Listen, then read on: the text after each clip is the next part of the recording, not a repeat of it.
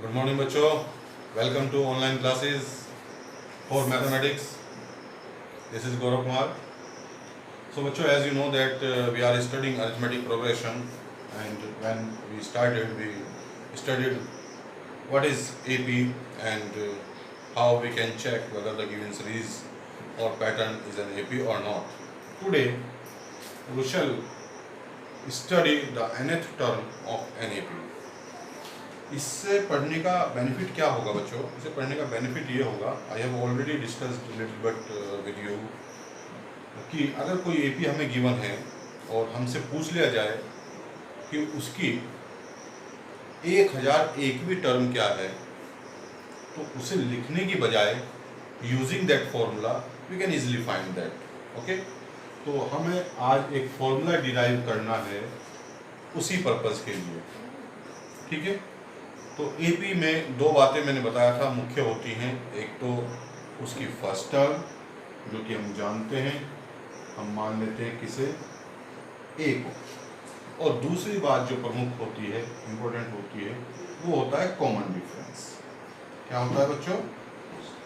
Common difference. ये दो बातें इम्पोर्टेंट हैं। अगर ये दोनों बातें ही हमें पता चल जाएं तो इसका मतलब we know everything about that AP. तो अगर फर्स्ट टर्म किसी की ए है और कॉमन डिफरेंस का मतलब आप जानते हो कि अगर हमें कोई टर्म पता है और उससे next term we have to find, then we have to just add that common difference to that term.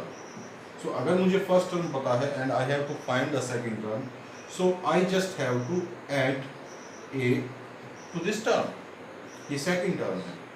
Similarly, if I have to find the third term, then I have to add d, that is common difference, to this term. जब मैं इसमें d add करूँगा तो ये बन जाएगा बच्चों a plus d, that is a plus 2d.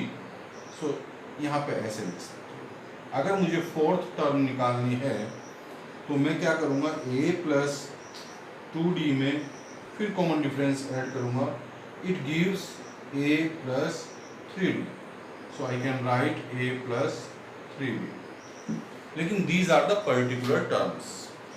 अगर मुझे 1001वीं टर्म निकालनी हो इसी पैटर्न को फॉलो करते हुए, ये क्या है, फर्स्ट टर्म है, ये हुई हमारी सेकंड टर्म, ये हुई हमारी थर्ड टर्म, और ये हो गई हमारी फोर्थ टर्म।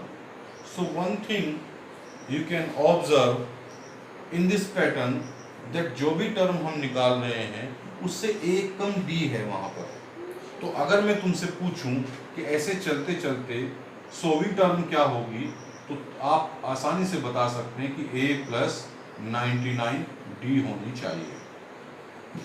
फिर अगर मैं क्वेश्चन करता हूँ इसी पैटर्न को फॉलो करते हुए कि nth टर्म क्या होगी, देन वो हो जाएगी a plus n-1 d, a plus n-1 d।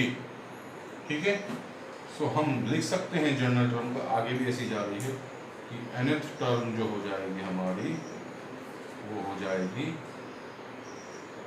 Of an AP जिसकी फर्स्ट टर्म a है और कॉमन डिफरेंस b है, हो जाएगा a plus n-1 into d।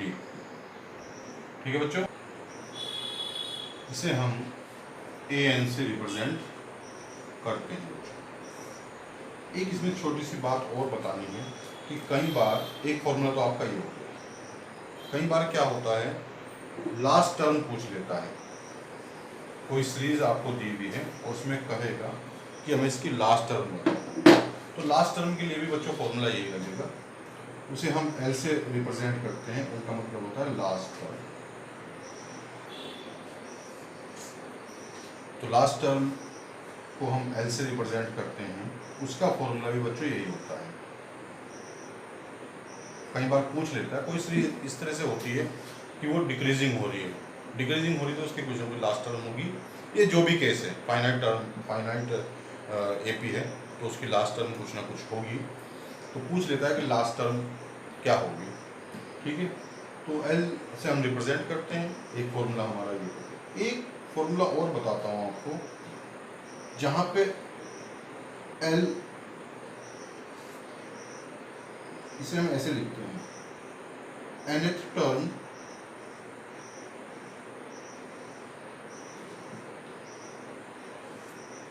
From the last term, ऐसे याद रख सकते हो।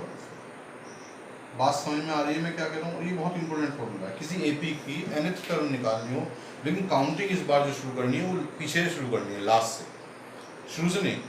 आपको लास्ट टर्म भी गिवन होगी इसमें, नहीं तो आप पता कर लोगे, और उससे हमें निकालनी है। तो वैसे तो कई तरीके से हम निकालते हैं कि मान लिया किसी एपी का हमें लास्ट से 5वीं टर्म निकालनी है, और शुरू टोटल टर्म्स जो उसमें हैं वो मान लिया 20 हैं, तो आपको इसकी याद रखने की जरूरत नहीं है।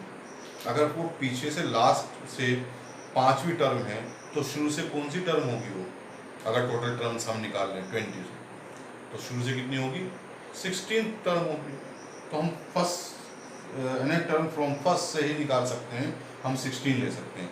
लेकिन अगर आप चाहते हो कि हमें टोटल टर्म्स ना निकालनी हो, हम डायरेक्ट कोई फॉर्मूले से यूज़ कर लें, तो हम इस फॉर्मूले का यूज़ करके सीधा भी निकाल सकते हैं अगर हमें लास्ट टर्म पता है। तो वहाँ पे L का मतलब है लास्ट टर्म, यहाँ पे प्लस की जगह माइनस आ जाएगा, और n - 1 इंटू डी। ठीक है बच्चों, ध्यान रखना, L minus n - 1 into D.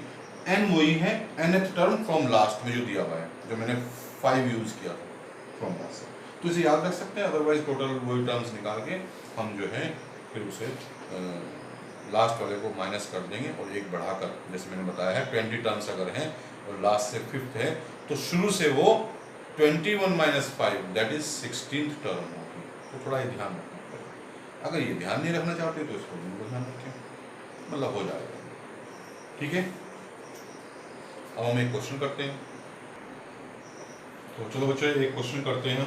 मैंने इस एक्सरसाइज का क्वेश्चन नंबर 4 लिया है, इसमें लिखा है which term of the AP 3, 8, 13, 18 and so on is 78।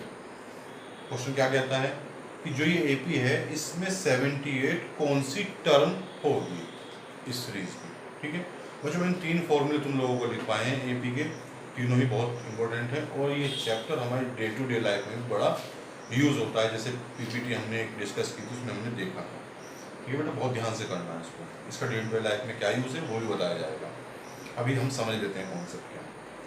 तो यहाँ पर सबसे पहले हमें जो जो मालूम है इस AP के बारे में, क्या क्या मालूम होना चाहिए हमें किसी AP के बारे में। First term, what is the first term, वो लिख लेते हैं 3।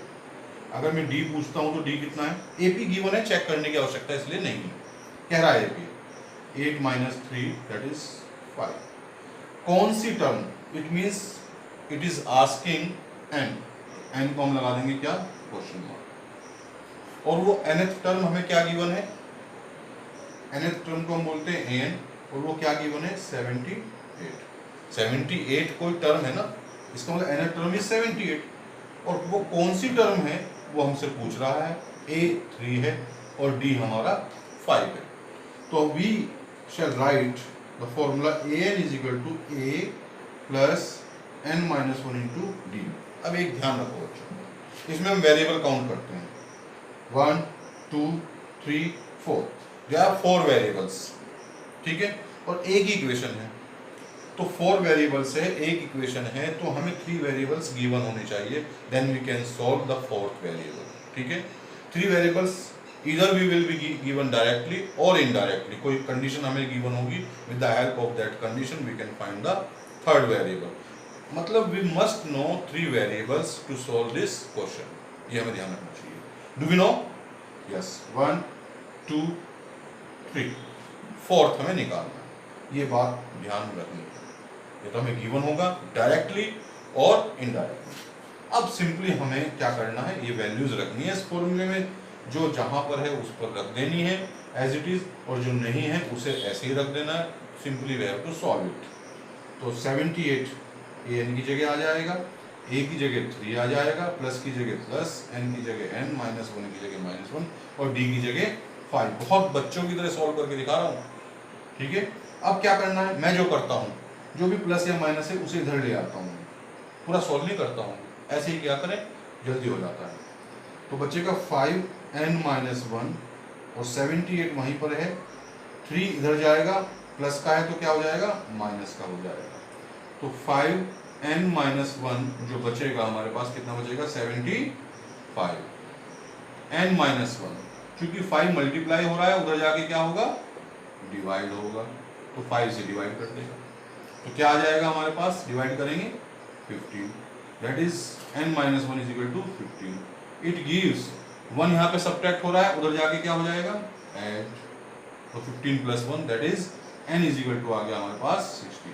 तो बच्चों in this way you can see that the nth term is 16, मतलब जो 78 है nth टर्म, वो उसके लिए n क्या है हमारा 16 है, मीन कि इस सीरीज की 16 जो टर्म होगी वो 78 होगी। इसका मतलब ये हमसे पूछ रहा था।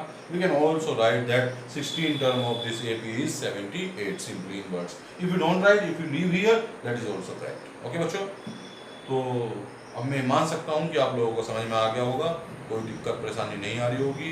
एक बार फिर देख लेंगे, अगर दिक्कत आएगी तो ठीक है बच्चों। तो इसके बाकी के बचे हुए जितने भी क्वेश्चंस आप कर सकते हैं वो क्वेश्चंस करें, समझे टॉपिक को, समस्या आती है तो मुझसे पूछें। Okay, thanks for watching.